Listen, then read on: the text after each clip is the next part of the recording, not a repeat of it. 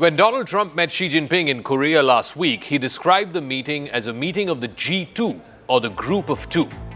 This is something that a lot of American presidents, certainly in the last two and a half decades, this is a situation, a G2 situation, that a lot of American presidents have tried to avoid. But now Trump is underlining the new reality, that China is an equal of America, not a competitor, but a peer. And this has profound down-the-line implications for India, for the Quad, and for other countries in Southeast Asia. I explain.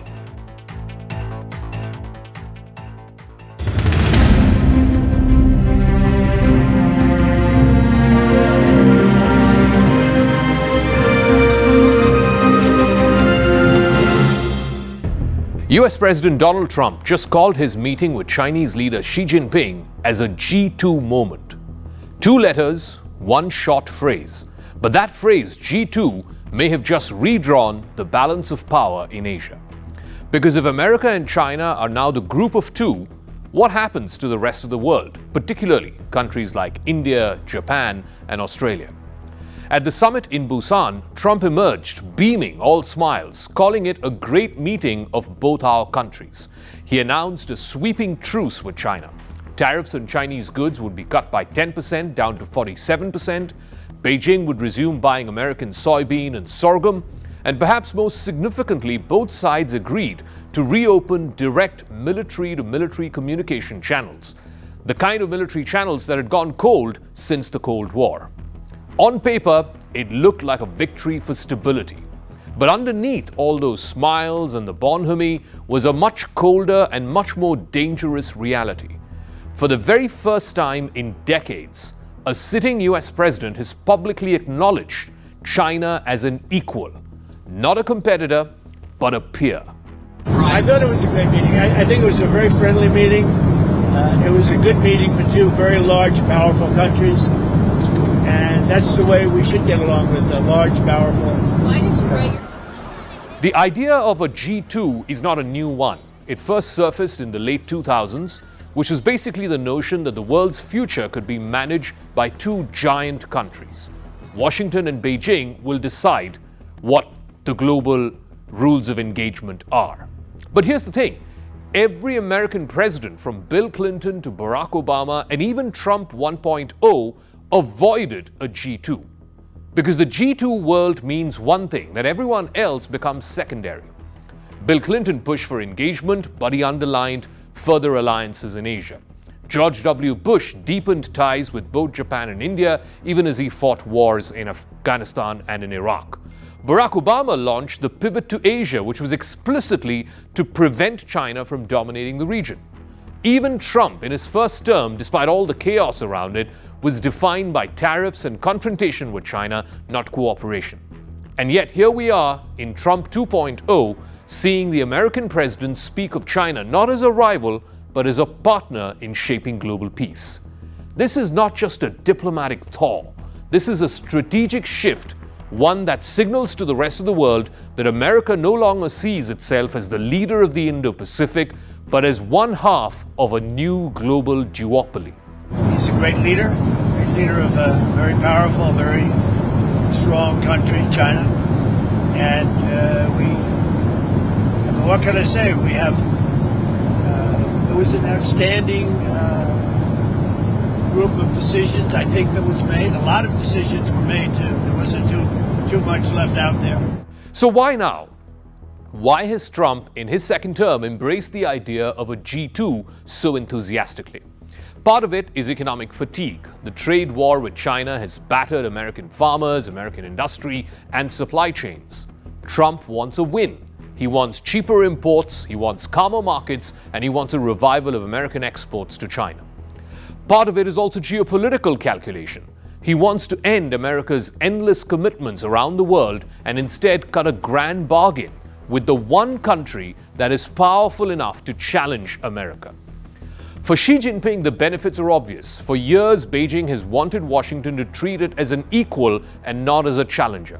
And now Trump has delivered exactly that. He's given Xi Jinping a photo op, he's given him the language he wanted, and most importantly, he has given China and its leader the legitimacy that they've sought. But what does this G2 really mean for the rest of Asia? Let's start with India. For the last 2 decades, India's grand strategy has been to partner with America and other democracies to balance China's rise. The US-India relationship, the Indo-Pacific strategy, the Quad, all of these were built on one simple assumption: that America would stay committed to containing Chinese dominance in Asia. But if Washington is now accepting Beijing as an equal, as a peer, and not as a competitor, then that entire foundation begins to crack. India's leverage weakens, its role as a regional balancer shrinks, and its hard-fought position at the global high table looks a little less secure. Then come Japan and Australia, again 2 countries that are part of the Quad. Both countries have tied their security future to the American presence in the Indo-Pacific. They have relied on the idea that America would be the ultimate security guarantor. It would back them militarily, politically, economically, and it will keep Chinese ambitions in check. But a US-China duopoly changes that entire worldview.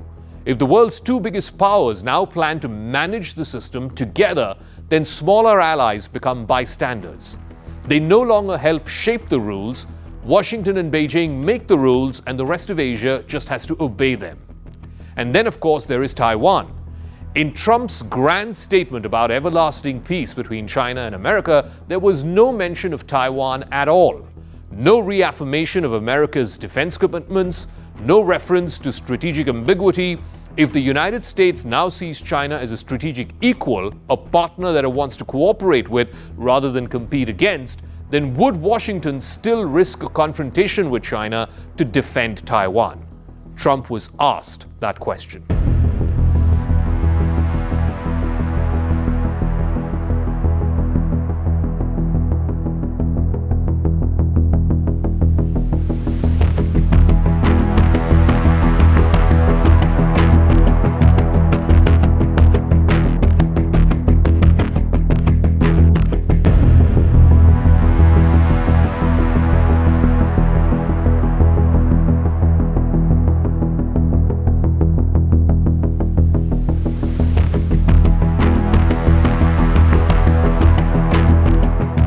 So what happens next?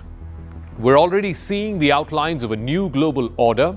Washington and Beijing have announced joint working groups on trade, on rare earths, on tech supply chains. They've agreed to open defense hotlines and even consider joint anti-piracy drills. Meanwhile, regional frameworks like the Indo-Pacific, like the Quad, which once symbolized unity against China's hegemony, are now starting to look sidelined. Japan and Australia are deepening their ties with India on their own, despite America. ASEAN countries are hedging their bets. Everyone is watching and wondering whether America, which has long promised a free and open Indo-Pacific, has just quietly traded that away to China. Because a true G2, or group of 2 between America and China, does not mean world peace. It means power concentrated in 2 capitals, in Washington and in Beijing, while everyone else lives with the consequences of that. So what is this framing of G2, America and China? What are the down-the-line implications for India, for the Quad? I want to go across now to Ambassador Ashok Kant. He's former Indian ambassador to China. Thank you very much, Ambassador, for speaking with us.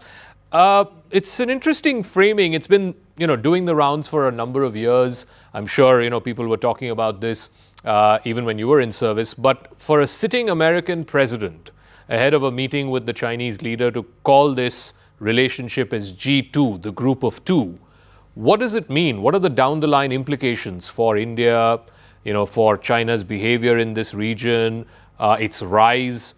Essentially now Trump is saying that China is a peer, an equal.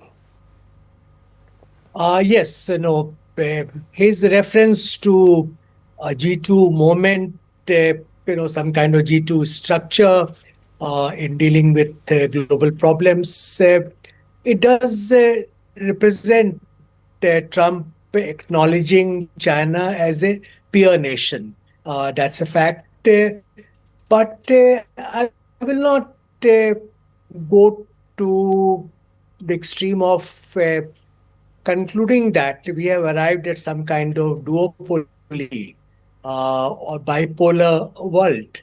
where global governance will be managed by two countries, the USA and China, is far from that. In context of meeting in Busan, it was more in nature of rhetorical flourish on part of Trump. Everything he says shouldn't be taken literally, in fact. We need to see what are the actions being taken by USA, what are the implications of those actions. As things stand, I think what happened during a 90-minute meeting between President Trump and President Xi Jinping amounted to, as is widely acknowledged, more, a kind of trade truce and de-escalation rather than any reset in US-China relations. Okay. Fundamental contradictions and differences between USA and China have not gone away. They remain relevant in different fields. So possibility of their working together in a duopoly, frankly, is remote. Even if you don't include other factors like there is dispersal of power today. There's agency on part of other countries, including countries like India and Japan, which makes it very difficult for USA and China, even if they are so inclined to move towards some kind of carving out of spheres of influence. So I don't think we are on the verge of G2 moment. I do want to ask you about, if Trump were to continue on this theme of G2 or however he wants to frame it, what are the down the line implications for a country like India? For example, the India-US partnership over the last 20, 25 years maybe was premised on a fact that in this part of the world, America was willing to take a bet on India as some kind of a counterweight or some kind of a, alternative to China, or to say at least that, okay, here is another big country, billion plus people, who could possibly be a counterweight to China. Do you think that strategic logic has been appended, not least because of what we've seen in the India-US relationship itself over the last 6 months, but also because of what's been happening with China? Jaka, you're absolutely right. The strategic underpinnings of India-US partnership have been undermined. There's no doubt about it, because one, clue bringing two nations together in strategic terms was shared concerns about China, a desire to see that China is suitably balanced, not necessarily contained, but balanced. Now, whether Mr. Trump is inclined to pursue that line of thinking and action, one is not clear about it. Secondly, the way he assesses India's value in US-China contestation, again, is questionable. Perhaps it's getting much lesser salience than what was the case earlier. Other point we must note, and I have argued that in a recent opinion piece, that what happened in recent months, especially what happened in Busan also, shows how balance of power has shifted to China's advantage. Right. And USA is willing to accommodate that to a considerable extent. So India's relevance as a strategic factor in Indo-Pacific or Asia-Pacific has been dented. There's no doubt about it. Apart from the fact that today, India-US strategic partnership, which was by and large on an upward trajectory for the last 25 years, is passing through a period of considerable stress and strain. So if you combine these factors and are continuing, problems with China, I think we are in a position of disadvantage today. All right, Ambassador Kant, we'll leave it at that. Thank you so much, Ambassador Ashok Kant, former Indian ambassador to China, with his thoughts and perspective into the big meeting that happened in Busan, also what the down-the-line implications are for India and other countries in the region.